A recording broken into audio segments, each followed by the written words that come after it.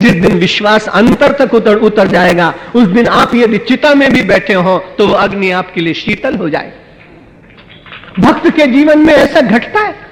उस छोटे से शिशु को, बालक को, जो संसार का प्रथम सत्याग्रही था, और उसको जब बिठा दिया गया अग्नि की धू धू करती लपटों के बीच में, भक्त का यही तो विश्वास।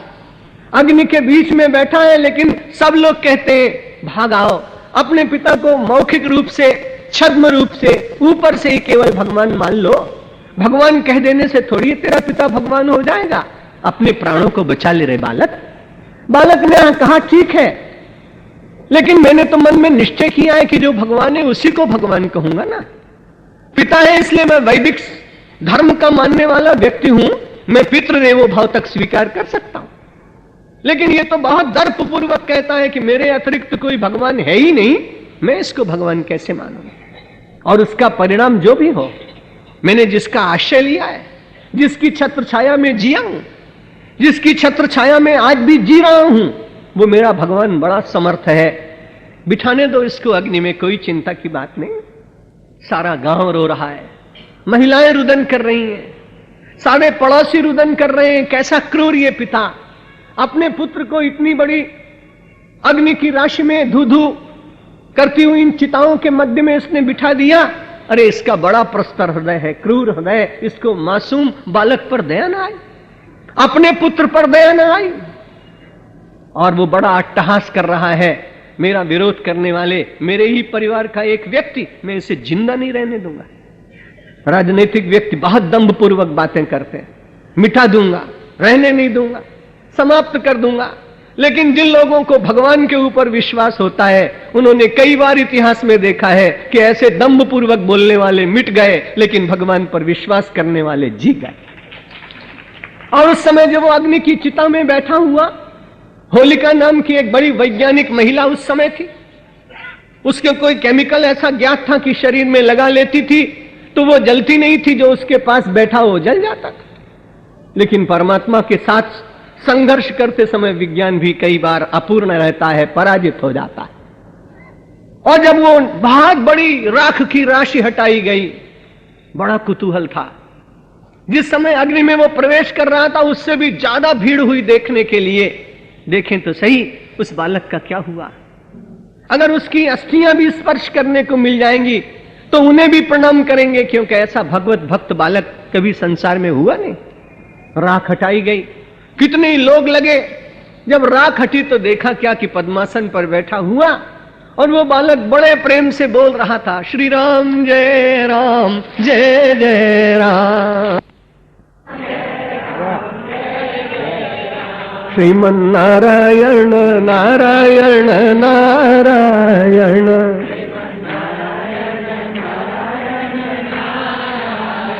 श्रीमन नारायण नारायण नारायण, श्रीमन नारायण श्रीमन नारायण नारायण नारायण।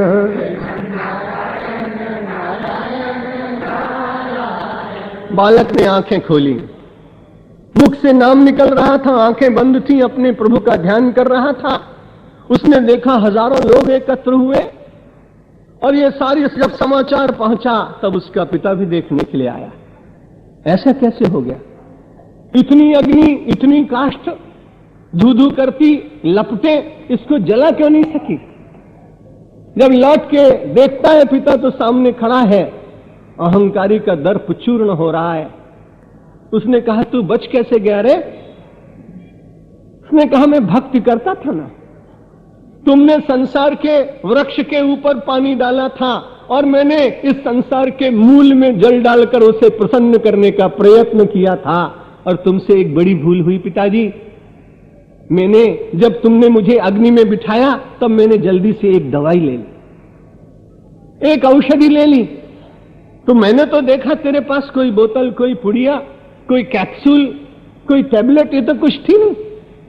उसने कहा पिताजी जब आपने अग्नि में मुझे बिठाया मैंने बड़ी जल्दी छुपा के अपने मुंह के भीतर रख लिया, तो जब तेरा मुंह जल गया तो औषधि भी जल गई होगी। उसने कहा मुंह तो बच गया इसीलिए कि औषधि थी, और औषधि के कारण देह भी बच गई।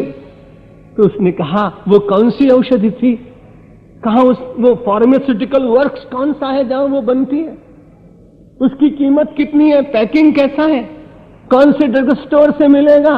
उसने कहा महात्माओं के पास जाओ, गीता जयंती के उत्सव में वहां तुम्हें मिलेगा।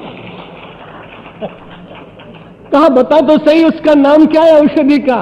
उसने कहा राम नाम जपताम कुतो भयम सर्वताप शमुनैक भेषजम पश्यतात मम गात्र सन्निधौ पावकोपि सलिलायते धुना।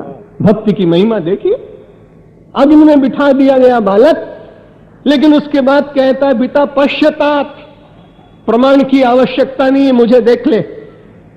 पश्यतात मम गात्र सन्निधौ, मेरे शरीर की सन्निधि प्राप्त करने के बाद अग्नि भी आज सलिलायते, जल के समान शीतल हो गई है। इससे बड़ा भक्त का कौन सा इतिहास आपको प्रमाण में मिलेगा?